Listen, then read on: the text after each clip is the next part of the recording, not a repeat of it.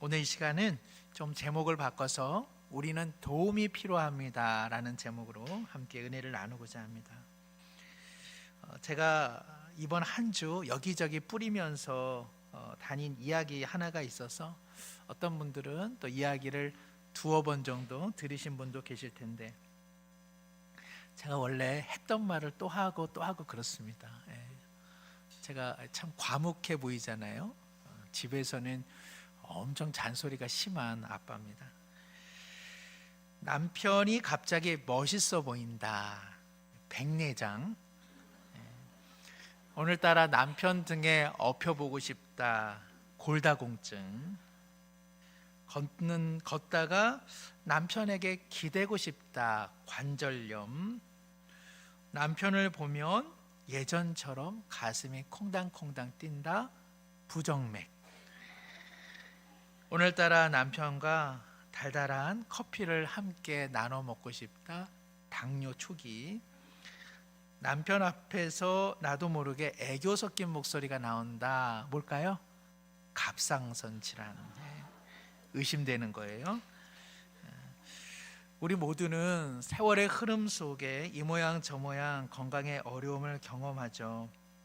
세월 속에 건강에 어려움이 있는 거 다 그것이 인생이야 라고 생각하지만, 건강 자체의 두려움보다는 더 큰 두려움은 경제적인 비용, 그리고 그런 나를 누가 돌봐줄까, 그런 나를 누가 좋아해 줄까, 누군가에게 폐를 끼치는 것에 대한 두려움을 우리 모두 갖고 있습니다. 제가 우연하게 산장의 여인이라고 하는 1957년 대중가요 하나를 발견하게 됐는데, 반야월 선생이 지은 노래입니다. 이 노래 아시는 분 계세요? 더러 좀 예전에 노셨던 분들은 아시는 것 같아요. 아무도 날 찾는 이 없는 이 외로운 산장에 단풍잎만 채곡채곡 떨어져 쌓여 있네. 세상에 버림받고 사랑마저 물리친 몸, 병들어 쓰라린 가슴을 부여안고 나 홀로 재생의 길을 찾으며 외로이 살아가네. 작사가 반야월 선생이 마산에 있는 한 결핵 요양소의 위문 공연을 갔는데, 그 위문 공연 중에 한 결핵 환자분이 끊임없이 여성분이 눈물을 흘리더라는 것이죠. 치료와 위생이 열악했던 당시 누구도 돌봐주지 않아 홀로 병마와 싸워가는 그 여인을 생각하면서 지은 노래가 바로 이 산장의 여인이라 합니다. 나이가 들어가면서 신체적인 하락, 또 건강의 어려움으로 인해 돌봄의 두려움을 우리 모두 이렇게 표현하죠. 아무에게도 짐이 되고 싶지 않아요. 내 앞가림만 할 수 있을 때까지 살았으면 행복하죠. 짐이 되느니 어서 죽는 게 난 거죠. 제가 이 글귀를 책에서 읽었는데, 이 책은 영국 존 스토트 목사님이 쓴 책입니다. 제가 이 글귀를 보면서, 야, 사람은 다 똑같구나. 언어가 다르고 태어난 나라가 다르지. 이건 뭐 우리 어르신들이 늘 하시는 말씀이잖아요, 그렇죠? 남에게 패 끼치지 않고 적당한 때 하나님 불러주시면 좋겠다, 이 말을요 영국의 할머니 할아버지도 동일하게 하는 것이죠. 이러한 두려움은 오늘 우리 시대의 청년들에게도 있다고 합니다. 먹방 아시죠? 조그만 체중인데 중국집에서 짜장면 시키고 짬뽕 시키고 울면 시키고 팔보채, 또 탕수육, 또 뭐 시킬까요? 볶음밥, 군만두. 이거를 그 조그만 체구의 여성이 한꺼번에 흡입을 하죠. 이러한 먹방이 유튜브에 상당한 대세였는데, 최근에는 그 인기가 많이 시들었습니다. 요즘 2030 청년들은요, 운동도 열심히 하고 그리고 저속 노화를 추구한다고 합니다. 저속 노화 뭔지 아시겠죠? 옛날식으로 표현하자면 9988, 99세까지 팔팔하게 살다가 급속히 이 세상을 떠나면 좋겠다. 청년들도 건강과 미래에 대한 두려움이 있기 때문에 열심히 노력하고 그리고 저속 가능한 식단들을 공유한다고 합니다. 나이에 많고 적음을 떠나 건강을 유지하려고 하는 이런 노력은 참 좋은 것이죠. 그러나 우리 시대가 건강을 강조하는 이면에는 내가 아프면 누가 나를 돌봐줄까라고 하는 두려움, 그리고 끝내 누군가에게 폐를 끼치면 어떻게 하지라는 그러한 불안이 놓여 있습니다. 사람은 그렇죠. 사실은 도움이 필요한 존재이면서도 도움받는 것이 그렇게 늘 상쾌한 것만은 아닙니다. 나도 누군가에게 도움이 되고 싶은 것이죠. 어떤 분이 낚시터 근처에서 낚시꾼들이 잡은 물고기를 얼마씩 이렇게 주더라는 것이죠. 그게 고마워서 이분이 강에다가 돌을 던집니다.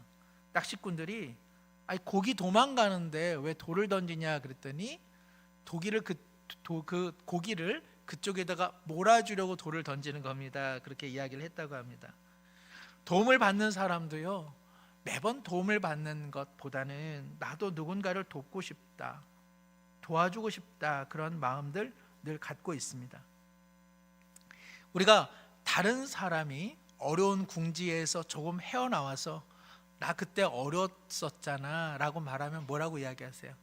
말하지, 왜 혼자 끙끙 앓았어? 내가 도와줄 수 있었을 텐데. 우리가 다른 이들에게는 그렇게 말을 해도 내가 힘들고 내가 어려울 때 선뜻 누구에게 도와달라고 말하는 거, 그거 쉬운 일은 아닙니다. 더군다나 오늘 우리 시대는 어떻습니까?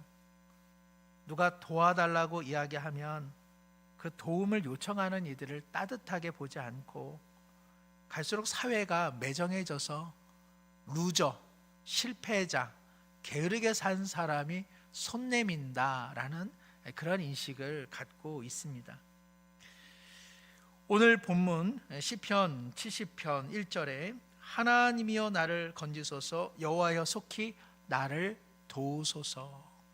시는 이렇게 고백하면서 동시에 5절에도 나는 가난하고 궁핍하오니 하나님이여 속히 내게 임하소서, 주는 나의 도움이시오 나를 건지시는 이시오니 여호와여 지체하지 마소서.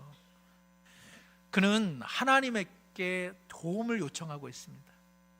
그의 도움이 요청되는 상황은 아마도 많은 사람들이 그를 공격하는 것 같습니다. 그것뿐이겠습니까?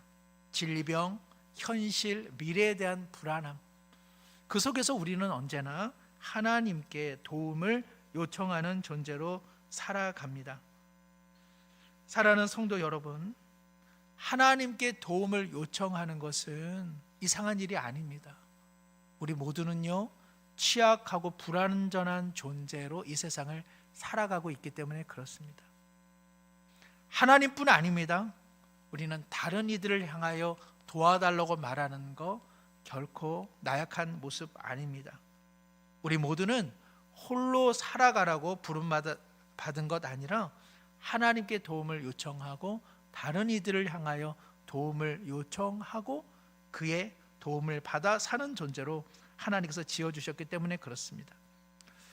저는 기도가 위급한 순간에 하나님의 도움을 구하는 것이 기도의 전부인 것처럼 그렇게 살아가는 신자의 신앙에 대해서 안타까운 마음이 있습니다만은, 더 안타까운 것은 삶의 위기 가운데, 삶의 위급한 삶의 순간에서조차 그 자존심 때문에 하나님 앞에 기도하지 않고, 혹은 신뢰하는 마음이 없어 하나님 앞에 기도하지 않는 것은 더욱 안타까운 현실이죠.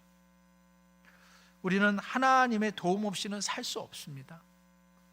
시편 저자들은요, 오늘날로 이야기하면 쟁쟁한 신앙인들입니다.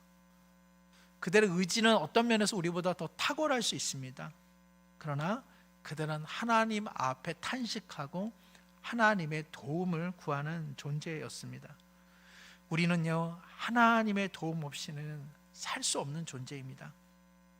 그러니 기도를 한다는 것은 나의 무기력, 나의 자금을 아는 일이요 나의 삶은 오직 하나님의 손길을 통하여 유지되고 공급받고 있음을 아는 감사, 겸손, 믿음의 행위라고 할 수 있습니다.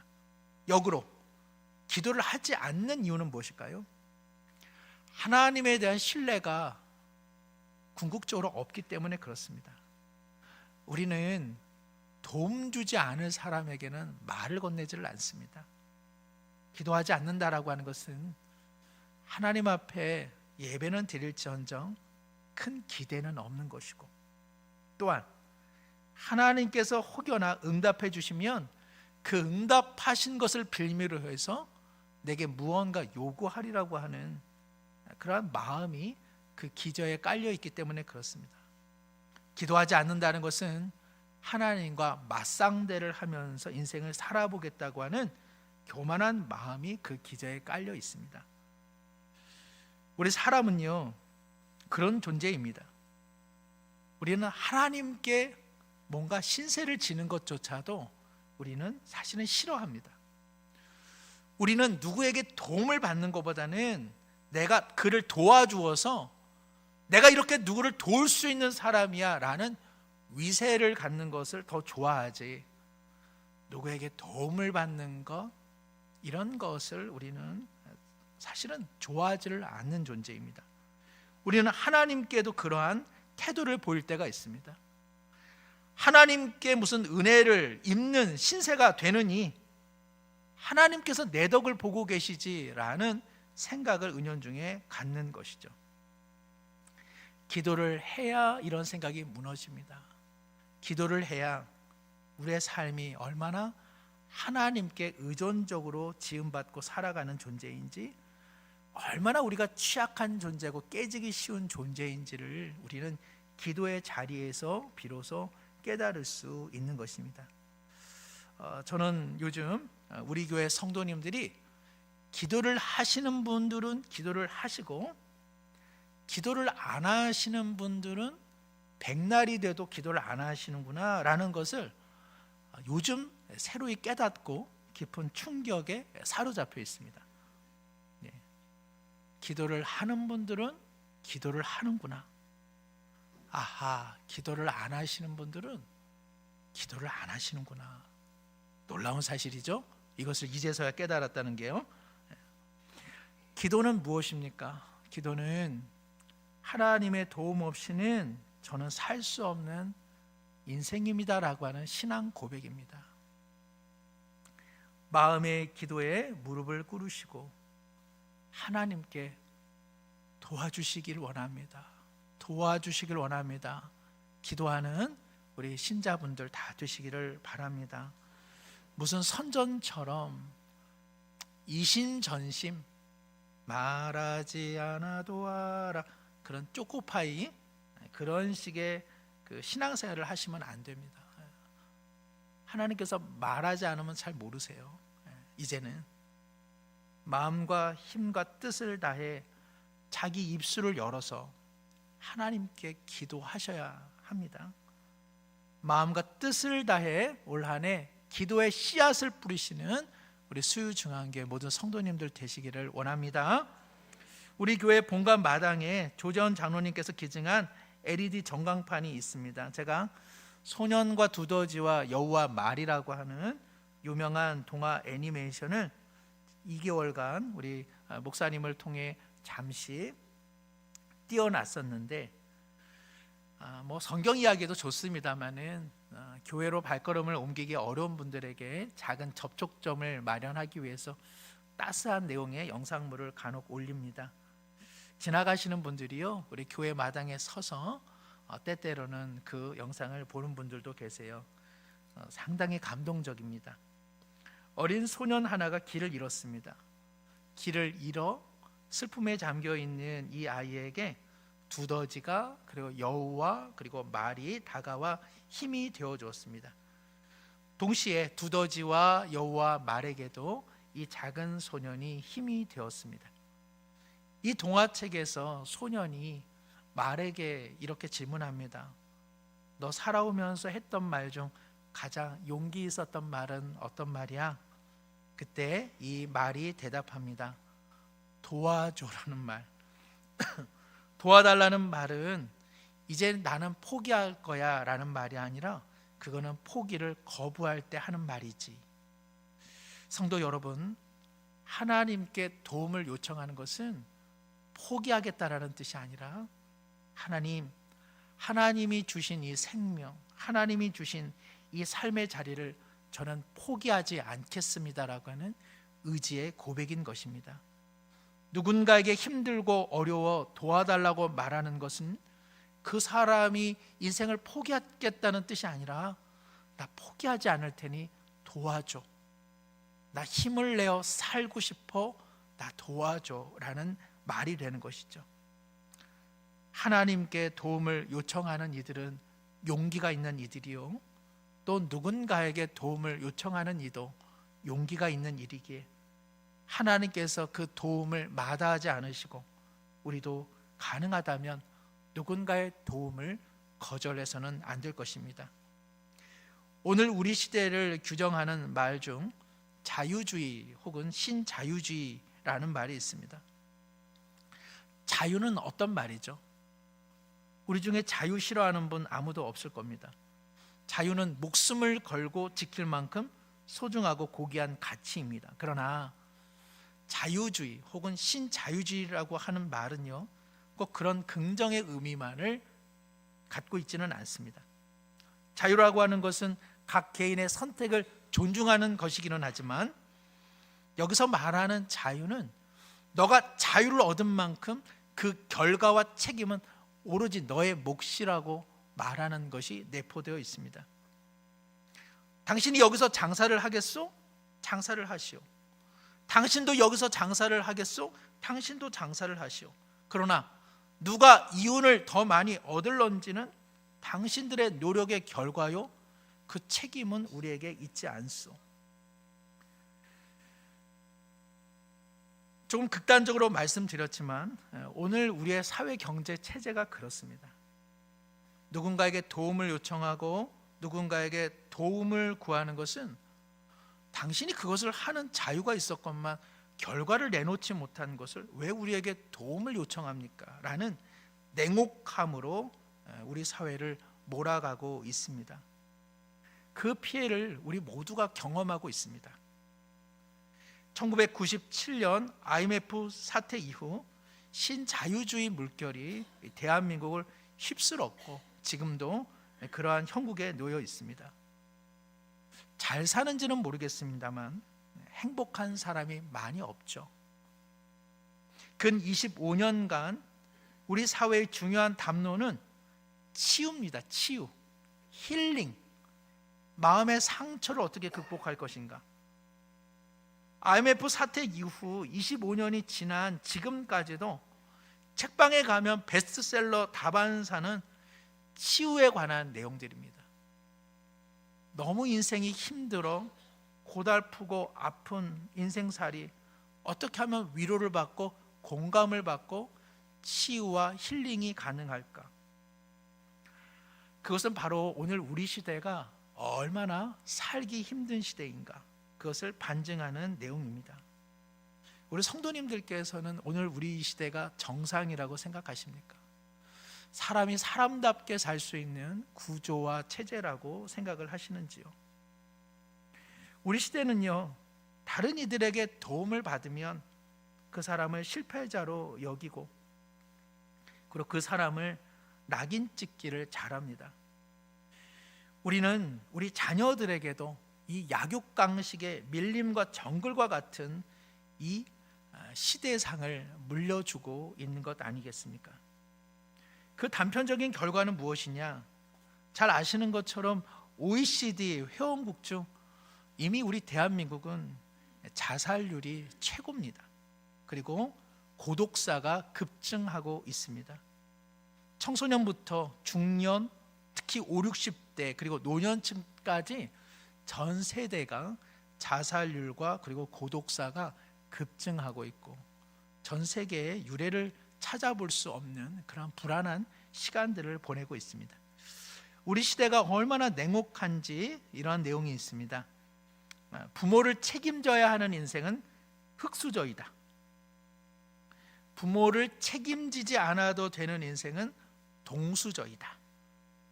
부모가 나를 책임져 주는 인생은 은수저이다. 부모가 내 자식까지 책임을 져주면 금수저 인생이다. 오늘 우리 시대의 단면을 이야기해 주는 것 같습니다. 도움을 요청하고 도움을 받는 것은 귀한 일입니다. 하나님께서는 우리 사람을요, 도움받고 도움 주는 인생으로 우리를 존재하게 하고 계시기 때문에 그렇습니다. 사랑하는 우리 성도님들이 눈물과 그리고 간구로 주님 앞에 도움을 요청할 때 그 기도는 하나님 앞에 상달됩니다. 또한 실패하여 누군가에게 도움을 구하는 이들, 하나님께서 그들을 멸시하지 않습니다. 오늘날 한국 사회에 열심히 살지 않는 이들이 누가 있습니까? 정말 뼈 빠지게 모두가 살아가고 있지 않습니까? 그러나 이 치열한 경쟁 구도 속에서는 누군가는 실패자가 될 수밖에 없는 이러한 사회 현실, 이것은 참으로 우리를 극단의 시간으로 내몰고 있습니다. 창세기 2장 18절 함께 읽겠습니다. 여호와 하나님이 이르시되 사람이 혼자 사는 것이 좋지 아니하니 내가 그를 위하여 돕는 배필을 지으리라 하시니라. 아멘. 사람은 타락하고 범죄하기 이전에 하나님께서는 인간의 존재 양식을 돕는, 도움을 받는 존재 양식으로 지으셨다고 성경은 기록하고 있습니다. 혼자 독립하여 아무 도움 없이 살아가고 누구에게도 패기치지 않는 그러한 삶이 아니라 돕고 돕는 인생으로 하나님께서는 우리를 지으셨다는 것이죠. 제가 우리 교회 우리 성도님들 뵈니까 연세 드신 분들 중에 홀로 계시는 분들이 짝꿍이 있으시더라고요. 보니까 참 잘하시는 일 같아요. 정말 아내와 남편이 있는데 짝꿍이 있으면 안 되고, 없으시거든 좋은 짝꿍들을 많이 만드시면 좋겠어요. 창세기 1장 28절입니다. 한 목소리로 함께 읽겠습니다. 하나님이 그들에게 복을 주시며 하나님이 그들에게 이르시되 생육하고 번성하여 땅에 충만하라. 땅을 정복하라. 바다의 물고기와 하늘의 새와 땅에 움직이는 모든 생물을 다스리라 하시니라. 우리가 하나님을 떠나기 전에 우리는 하나님 앞에서 온전한 피조물로 지음 받은 그 순간에도 하나님께서는 너희는 내 복이 필요한 존재야, 내가 도와줘야만 살 수 있는 존재라, 이렇게 말씀하십니다. 우리는요, 하나님의 도움 속에 그리고 다른 이들의 도움 속에서만 살아갈 수 있는 존재로 우리 모두는 지음을 받은 것입니다. 앞서 말씀드린 것처럼 오늘날 주류의 사회 경제 체제는 자유로운 개인이라고 하는 미명하에 무한 경쟁으로 모든 사람을 내몰고 있습니다.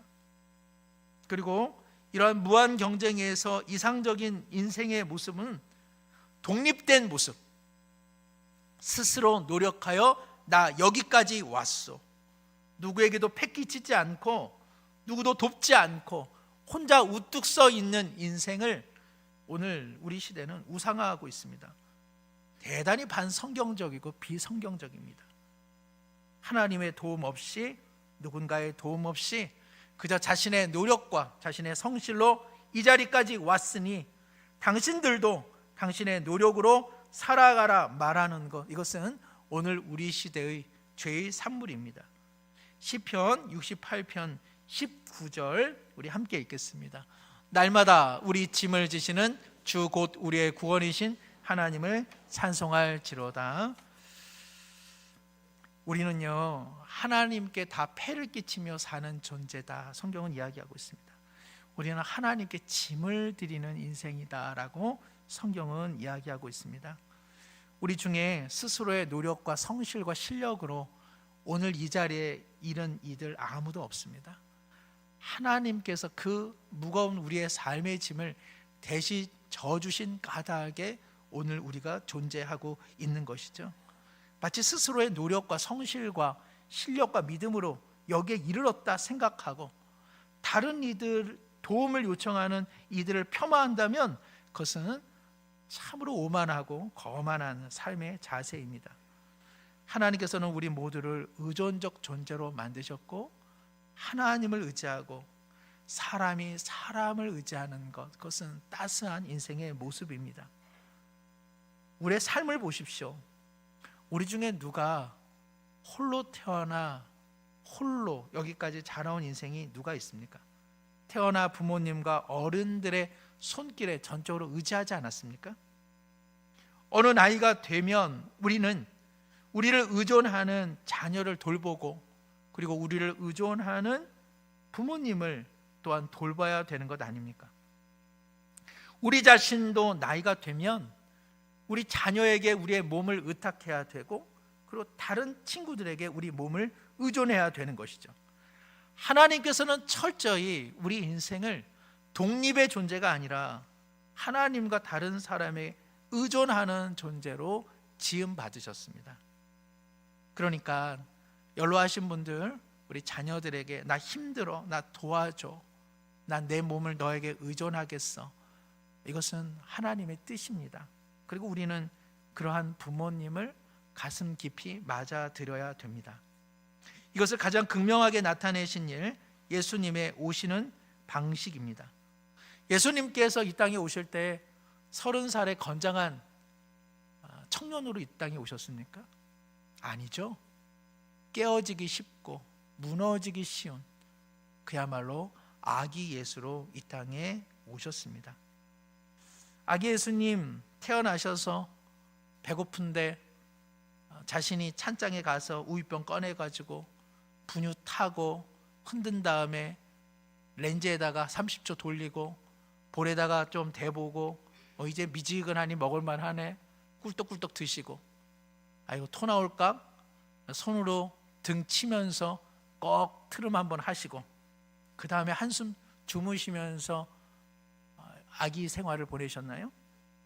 예수님 주무시다가 마리아 요셉 깨어날까 봐 스스로 하기스 기저귀 갈아채우시고 땀띠 난 거 있으면 좀 분도 바르시고 그렇게 아기 예수님 그렇게 보내셨나요? 아니죠. 철저히 요셉과 마리아에게 의존하셨습니다. 예수님 공생의 사역 하실 때에도 기적을 일으키시면서 자급자족하신 분이 아닙니다. 친절을 베푸는 이들에게 자신의 삶을 의존하여서 공생의 사역을 이루어 가셨습니다. 예수님 십자가에서 죽으실 때 자신을 하나님께 맡기셨습니다. 왜 신이신 예수님께서 인간의 몸으로 그리고 인간에게 도움을 요청하는 방식으로 인생을 사셨습니까? 우리로 하여금 그렇게 사는 것이 인생임을 몸으로 나타내기 위한 뜻이었기 때문에 그렇습니다. 사랑하는 이들에게 도움을 요청하고 의존하는 일, 그리고 그러한 이들을 돕는 일은 하나님과 예수님의 존재 방식입니다. 삶은 홀로 독립해서 의기양양 살아가는 것으로 삶의 가치 그리고 행복을 누릴 수 있는 인생은 아무도 없습니다. 도움을 구해야 되고 그리고 그 도움에 요청할 때 우리는 인생의 의미를 비로소 찾을 수 있는 것이죠. 교회에 나오신다고 하는 것은요, 함께 짐을 지는 것입니다. 나의 짐을 내려놓고 또 그의 짐을 듣고 그리고 함께 그 짐을 짊어지는 것, 그것이 바로 신앙생활인 것이죠. 신앙생활을 1대1로 하시는 분들이 계십니다. 그러면 하나님께서 하신 말씀을 지켜내고 실천할 공간은 어디에 있습니까? 그 공간은 결국 공동체일 수밖에 없는 것입니다. 관계가 있어야 하고 만남이 있어야 하고 성도는 함께 짐을 져야 신앙은 자라납니다. 갈라디아서 6장 2절입니다. 함께 읽습니다. 너희가 짐을 서로 지라, 그리하여 그리스도의 법을 성취하라. 그리스도의 법은 우리를 향한 하나님의 계획과 뜻을 의미합니다. 하나님의 뜻과 계획은 어디서 이루어집니까? 서로의 짐을 져줄 때 거기서 주님의 뜻은 이루어진다고 오늘 성경은 말씀하고 있습니다. 어디 물 좋고 공기 좋은 곳, 호젓한 곳에서 찬양하고 금식하고 기도하여 하나님의 뜻이 우리의 삶에 이루어지는 법은 없습니다. 서로 마주하고 서로 갈등하고 서로 화해하고 용서하고 돕고 도움을 청하고 들어주고 그 속에서 그리스도의 우리를 향한 뜻은 이루어지는 것이죠. 이제 말씀을 마치면서 우리 성도님들에게 이런 적용점을 제시해 봅니다. 첫 번째는 말씀드린 것처럼 아무 때든지 그러나 진실한 마음으로 하나님께 도움을 구하는 기도를 드리셔야 합니다. 하나님께 도움을 구하는 기도를 한다는 것은 하나님을 신뢰한다는 것이요, 그리고 자신의 무기력과 연약함을 주님 앞에 고백하는 것입니다. 기도하지 않는 신앙은 하나님을 신뢰하지 않는다는 것이요, 실은 하나님과 거의 무관하게 지내는 신앙이라고 해도 과언이 아닙니다. 두 번째, 3월부터 하는 사랑방에 우리 많은 성도님들 적극적으로 참여하셔서 서로의 삶의 짐을 나누고 그리고 함께 돕고 그리고 함께 커가는 그러한 신앙생활을 하시기를 바랍니다. 교회 생활은 깔끔하지가 않습니다. 교회 생활은 깔끔하게 떨어지는 것이 아니라 이런저런 짐들을 서로 나눠지면서 그러면서 우리의 신앙은 깊어지는 것이죠. 교회는 3월부터 사랑방을 하되 몇 번의 주일 오후 시간은 사랑방 데이라 하여서 사랑방별로 정말 풍성한 교제의 시간을 조금 제공하고자 합니다. 그래서 우리 많은 성도님들께서 전도회도 좋고요, 사랑방도 좋고 함께 풍성한 교제의 시간들을 나누시기를 바랍니다. 끝으로 교회 생활을 한다는 것은 이처럼 하나님을 향한 1:1 예배가 집중되어서는 안 됩니다. 예배를 드릴 뿐 아니라 그 이후의 삶은 성도 간의 풍성한 사귐과 돌봄과 나눔이 있어야 하는 것이죠. 바로 그 속에서 하나님의 사랑의 법 그리고 우리의 신앙은 더 깊어지게 될 줄로 믿습니다. 기도하겠습니다. 하나님 아버지, 우리의 신앙이 하나님께 도움을 요청하는 기도의 삶이 되게 하여 주옵소서. 이 시간 삶의 고단함 속에 어찌하지 못하는 이들 마음과 입술을 열어 하나님 도와주소서, 하나님 도와주소서 고백하게 하여 주시기를 원합니다. 우리의 삶에 오늘날 도움이 요청되는 이들 많이 있습니다. 오늘날의 무한 경쟁 시대 속에서 각자 도생 속에서 이탈하고 낙오한 이들 우리의 판단으로 낙인하고 혐오하지 않게 도와주시고 저들의 삶의 성실과 노력 속에 얻지 못한 것이 있사오니 우리도 작은 손을 내밀어 함께 위로하며 새로운 삶의 길을 걸어갈 수 있도록 용기와 위로 더해주는 따스한 공동체 되게 하여 주시옵소서. 사랑하는 부모님들 살펴보느라 삶에 많은 것들 소진하는 가정들도 있습니다. 그러나 연약하고 무너지기 쉬운 부모님들의 육체와 삶을 돌보는 일 참으로 신앙의 길이오니 위로하여 주시고 치유하여 주시고 회복시켜 주시옵소서. 우리 모두가 함께 서로의 짐을 짐으로 그리스도의 사랑의 법이 성취되어지는 우리 개인과 가정과 교회 공동체 되게 하여 주옵소서. 예수님의 이름으로 기도드립니다. 아멘.